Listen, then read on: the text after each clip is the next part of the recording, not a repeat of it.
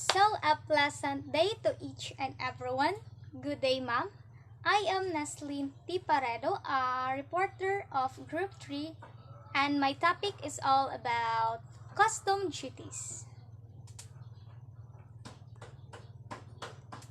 So, let's start from the meaning of custom duties and tariff.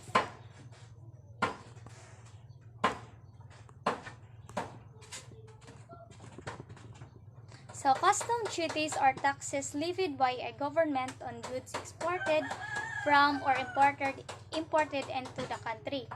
They are used in the book to refer to import duties. So, custom duties are indirect taxes levied by the government on goods and services manufactured and sold within their country.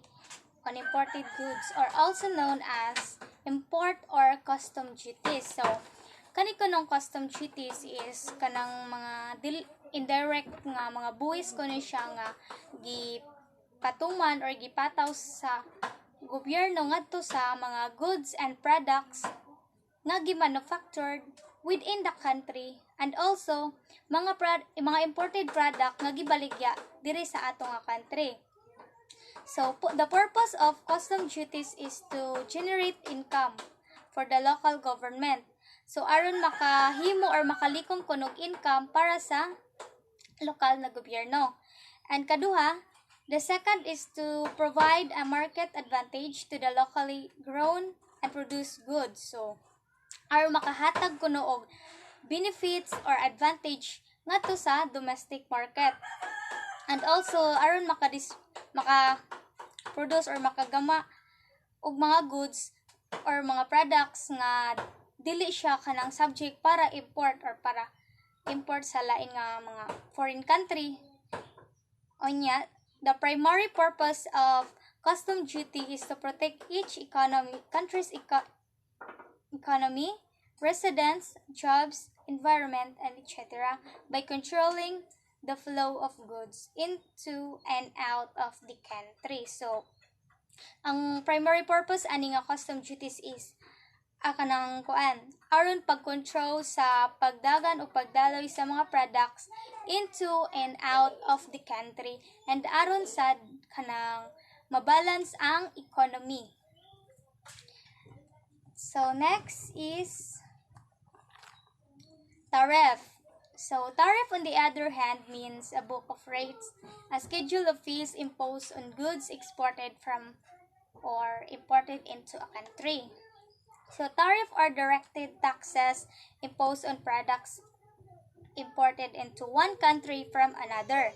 So, mga direct nga mga buwis nga gi-impose para sa products for kanang mga imported products into one country to another. So, it is levied by the government for many reasons. But an important one is to discourage the import of a specific product into the country. So, ang purpose po gaani nga ning tariff is aron i-discourage ang import or mga imported product. Anya, tariffs add to the cost of a product, which in turn increases the price of the product into the domestic market. So, kaning tariffs po kuno is mag-add po kuno siya cost sa mismo na product, and mo po ko na hinungdan nga mo increase ang presyo sa mauna product unyag abot na sa local or domestic market. Yeah, by imposing tariffs on an item, the government aims to discourage the import of that item. So, as what I've said kanina, and create demand and sales potential for the product into the domestic market aron makagama or makahimo og demand ngadto og sales potential ngadto sa domestic market.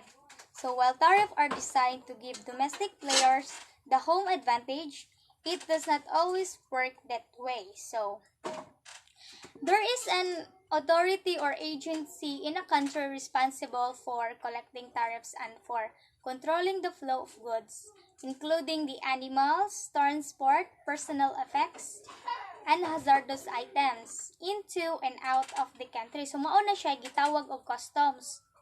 Mao na siya agency sa country nga responsible sa pagkontrol og pagkontrol sa flow sa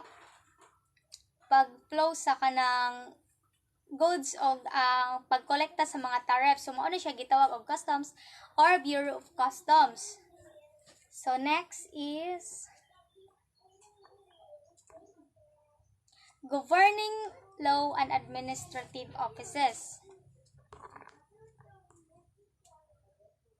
So the law governing tariff and customs duties is Presidential Decree Number 1464, as amended, otherwise known as Tariff and Customs Code of 1978, which consolidated and codified all the tariff and custom laws in the Philippines. So ang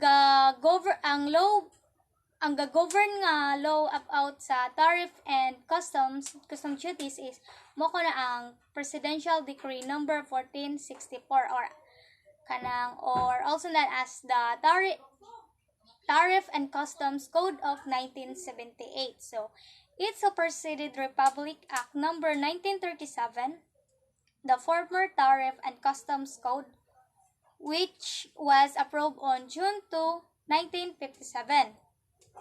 And become effective on July 1, 1957.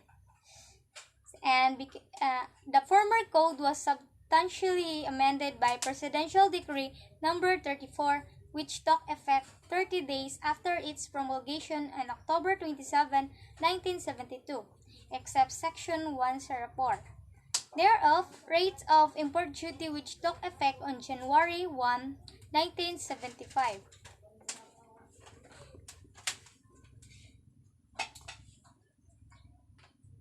So, the offices charged with the administration and enforcement of the law are the Bureau of Customs and the Tariff Commission. So, maunay mga offices charged sa administration and enforcement of the law, mga ang Bureau of Customs and Tariff Commission. So, let's proceed to the all imported articles subject to custom duty. So, all imported articles when imported from any foreign country into the Philippines are subject to all duty upon each importation. So, tanang musulod nga mga imported articles sa Philippines is nakasubject kuno ni siya sa customs duty upon each importation.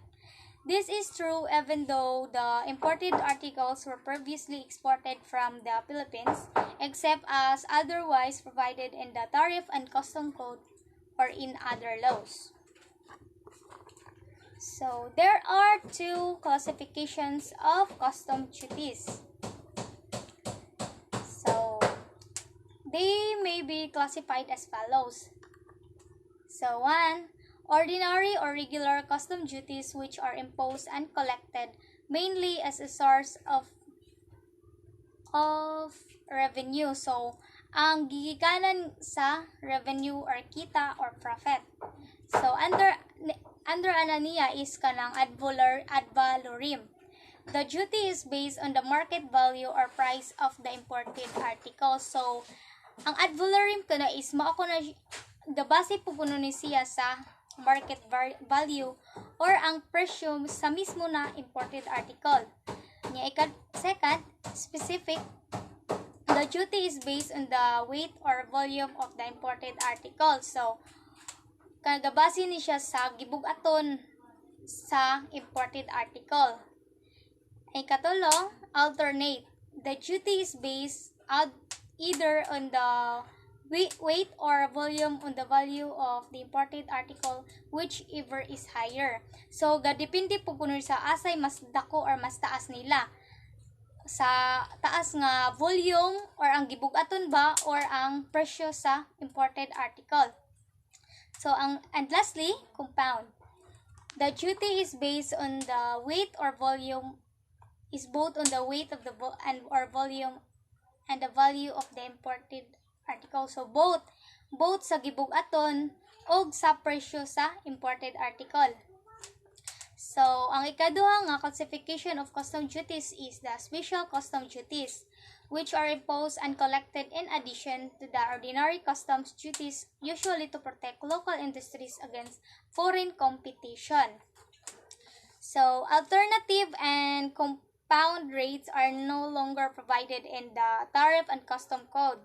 The specific rates apply only in the cinematographic films as their value is difficult to ascertain. So, next is the basis of dutiable value. So, formerly, the Bureau of Customs used a list of home consumption values or HCVs as the basis of the ad valorem duties. Specifically, CHVs refer to the current market value of the imported good on its country of origin. So, ang kaning home consumption values is kanang naka-refer ni siya sa kanang sa mismo na presyo or value sa imported good sa gigikanan na country. So, the beginning July 1, 1996, the Bureau of Customs assessed imports on their export value as an initial step toward shifting from home consumption value or HCVs to the more universally accepted transaction value or TV method by year 2000. So, RA number 8181 signed March 28, 1996 authorizes the damage in the country's import valuation. As provided by RA number 8181, which amended Section 201 of the Tariff and Custom Code, the government will implement a two-stage shift in the customs value scheme, first from HCVs to AV, and then finally to TV or N before January 1, 2000. So, next is continuation ni siya. So, the HCVs method is based on the common price prevailing in the exporting country. So, common price as katong kanang original price niya ngadto sa gikanan na country, which is normally higher than the export price of the product. So, mas taas pa di mas taas siya kuan. So, on the other hand, the export value would be based on the invoice price of an item transacted between the import and exported. So, number 4. The TV is the price actually find. TV or transaction value is the price actually find of payable for the goods when sold for the export to the Philippines, including the other payments made by the buyer for the goods as purchased. Such agreed price is usually reflected in the invoice, but the invoice may not reflect all the payments made by the buyer. So the price is adjusted by adding the following to the extent that they are incurred by the buyer but are not included in the price actually paid or payable for the imported goods. So mao ni siya ang mga other payments nga gimade sa buyer nga wala makuan sa kanang actually paid sa payable sa imported goods. So, commission and brokerage fees. So, except buying commission, cost of containers and packaging. So, mao ko na siya mga other payments nga wala na appeal sa imported. So, ang mga cost sa containers o packaging sa mga product. And kadua, value of materials used in and services undertaken of their production. So, ang price sa materials nga gigamit o mga services nga gigamit para sa production sa or kanang production og hatod sa mga products like mga ingana, mga truck nga gigamit, and amount of royalties or license fees the buyer must pay as a condition to the sale to the buyer. So mga amount mga license fees. So D. Value of any proceeds from the subsequent resale, disposal of the goods that accrues to the seller. E. The cost of transport and insurance, loading and unloading, and handling charges. So, ang bayad po kuno sa pag-transport, as what I've said kanina nga, pag-transport sa mga product, kinahanglan siya magbayad pa. So, mauna siya. So, next is 5.